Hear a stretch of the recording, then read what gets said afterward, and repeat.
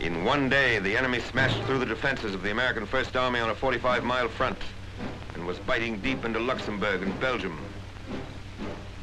In 24 hours, the initiative changed hands, and the German army, which had put the word blitzkrieg into all languages, unleashed its desperate offensive. They had picked a time when the weather prevented us from using the air weapon, the weapon in which we decisively outweigh them.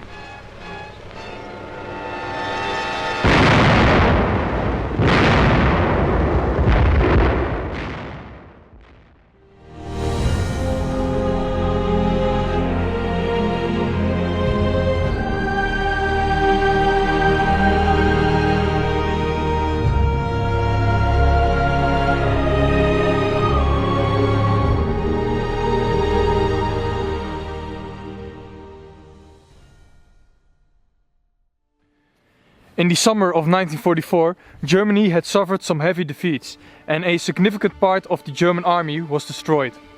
However, after that, the fronts were temporarily stabilized so that the German army could build up its armor reserves again. Adolf Hitler now wanted to deploy those tanks and the last of his men into the west for a last counteroffensive towards Antwerp and to capture the port of Antwerp so he could do again what he did in 1940 against the French. And that is, encircle the Allied armies. In the west, it seemed possible to recapture Antwerp, the only major port through which the Allies could deliver supplies. Two panzer armies, 5th and 6th Army, with many units of the Waffen-SS, had to break through the weakly occupied Ardennes, cross the Meuse and reach Antwerp within 6 days by surprise.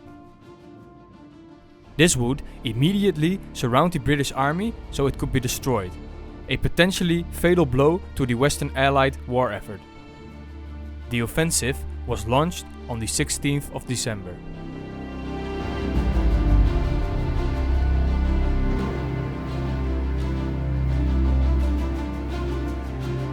During the Battle of the Bulge, the 6th SS Panzer Army, commanded by Sepp Dietrich, was ordered to break through the Allied defensive lines. The goal itself was to capture Antwerp, and Kampfgruppe Piper was part of the 6th SS German Panzer Army. After the Kampfgruppe had broken through the American lines, it became Piper's task to capture the Meuse Bridge around Huy. The best roads for the operation were reserved for the 1st SS Panzer Division Leibstandarte SS die Adolf Hitler, which was an elite SS Panzer division. Piper himself had to use the secondary roads, which turned out to be unusable for the heavy vehicles that his Kampfgruppe had in use. But to succeed in his mission, Piper had to quickly capture the bridges, and to do this, he and his Kampfgruppe had to advance through an area that had already been conquered by the Americans.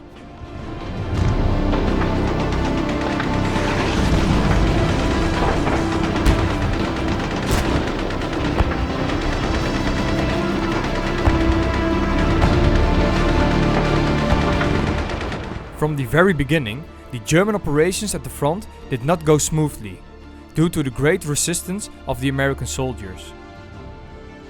Piper hoped to take advantage of an opening in the defense line on December 16th, the first day of the offensive. However, in reality, he was held up by major traffic jams behind the front, while the German infantry, who had to punch a hole in the American lines, awaited his arrival. It was only on the 17th of December that the Kampfgruppe managed to break through to Honsfeld. This is where the first massacre took place.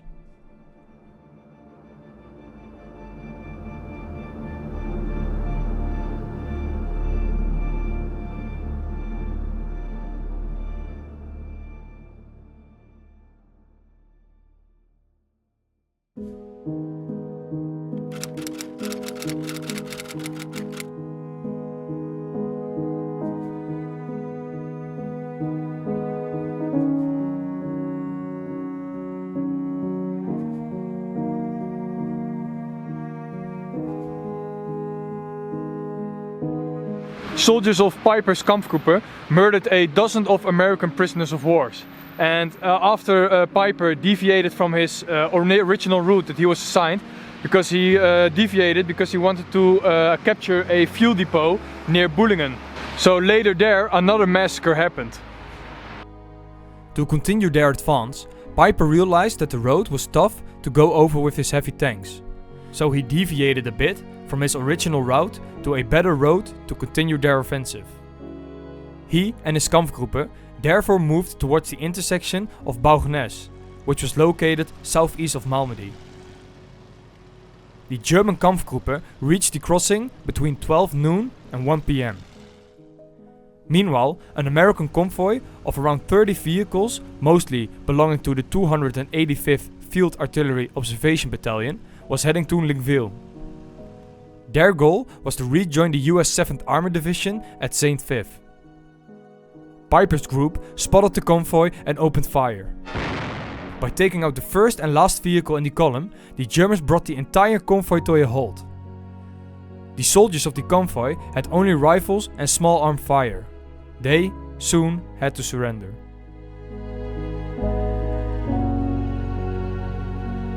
While the Kampfgruppe led by Piper itself moved on towards Lingville, the captured Americans were taken to a field, and that is this field here. And on this field were also other prisoners who were located there. And according to witnesses, there were around 120 American soldiers here on this field. And for some unknown reasons, the Germans opened fire on the prisoners of war.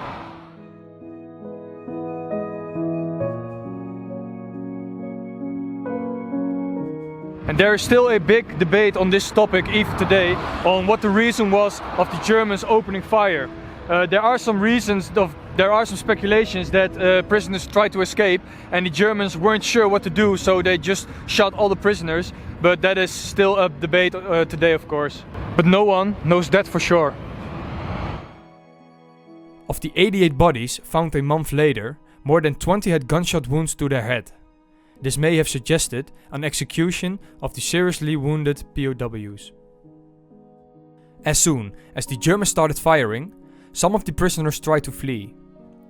Most of them were shot during their escape attempt, but a few made it into a nearby cafe.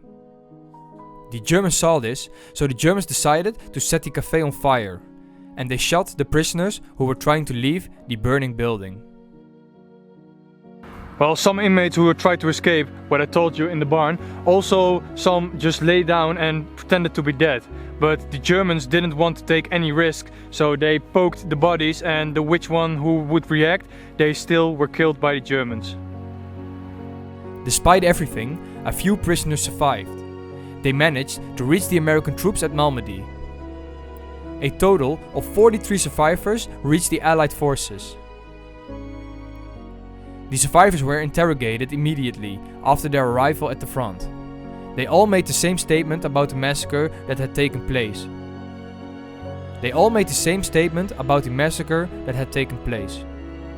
The 1st Army Inspector General learned of the massacre only 3 to 4 hours later.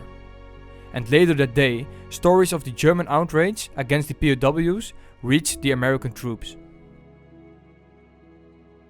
And as a result, another American unit who heard about this story decided to not take any prisoners anymore, and especially not the SS. They also decided to execute SS right on the spot, which led to another big massacre in the Ardennes, but this time it was the other way around.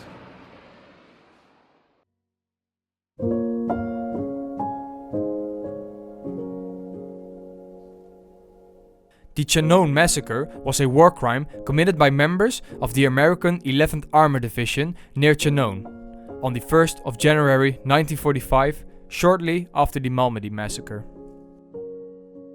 According to eyewitnesses, the Americans lined up 80 German prisoners of war, and they lined them up in a field, and with 30 caliber machine guns they mowed them all down in the field. Sergeant John W. Fake of B Company, 21st Armored Infantry Battalion of the 11th American Division, described American troops killing German prisoners. He said, quote, "Some of the boys had some prisoners line up. I knew they were going to shoot them, and I hated this business. They marched the prisoners back up the hill to murder them with the rest of the prisoners we had secured that morning. As we were going up the hill out of town, I know some of our boys were lining up German prisoners in the fields on both sides of the road. There must have been 25 or 30 German boys in each group. Machine guns were being set up. These boys were being machine gunned and murdered. We were committing the same crimes we were now accusing the Japs and Germans of doing. Going back down the road into town, I looked into the fields where the German boys had been shot. Dark, lifeless forms lay in the snow. And later we learned that the killed prisoners of war weren't SS. They were from the 3rd Panzer Grenadiers. Another massacre in the Ardennes was the WW2. The WW2 were 11 African American soldiers who were brutally murdered in the Belgian hamlet of Werf. The massacre took place on the 17th of December, but this massacre is not well known to the public because on the same day another big massacre occurred in Malmedy itself. That's maybe 20 kilometers away from here. The 11 men were separated from their unit during the Battle of the Bulge, after the unit was ordered to retreat. They didn't know what was going on around them, so they decided to go to Werf. Farmer Matthias Langer led them into hiding temporarily in his farmhouse and gave them food and a warm place to dry their feet. A neighbor Nazi sympathizer found out within a day that they were in his farm and reported their presence to members of the 1st Waffen-SS division. Well, the Waffen-SS searched the farm and the 11 men inside of the farm surrendered without any resistance. Thinking they were going to be taken as prisoners of war, but they were taken at the nearest field here and they were brutally murdered by the SS.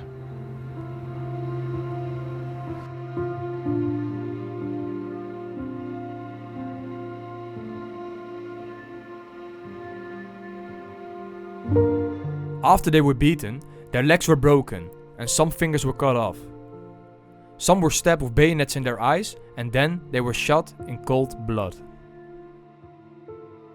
The victims of the massacre were members of the 333rd Field Artillery Battalion, an all-African American unit. It has been speculated that the motivation of this brutal massacre was purely based on racism by the Waffen-SS. During World War II, the US military still had racial segregation. For example, there were only white and black units, but no mixed units in that time. The perpetrators have never been known, and the Nazi sympathizer who told the Germans where they were has never been found. And as a result of that, nobody has been tried for this crime. Well, I hope you guys enjoyed this video about the massacres in the Ardennes. It's a tough subject to talk about, but it happened and it must be told and it must be remembered, so that's why I make this video. Well, I'm back at the car now. I hope you enjoyed this episode and I'll see you in the next episode. Salute!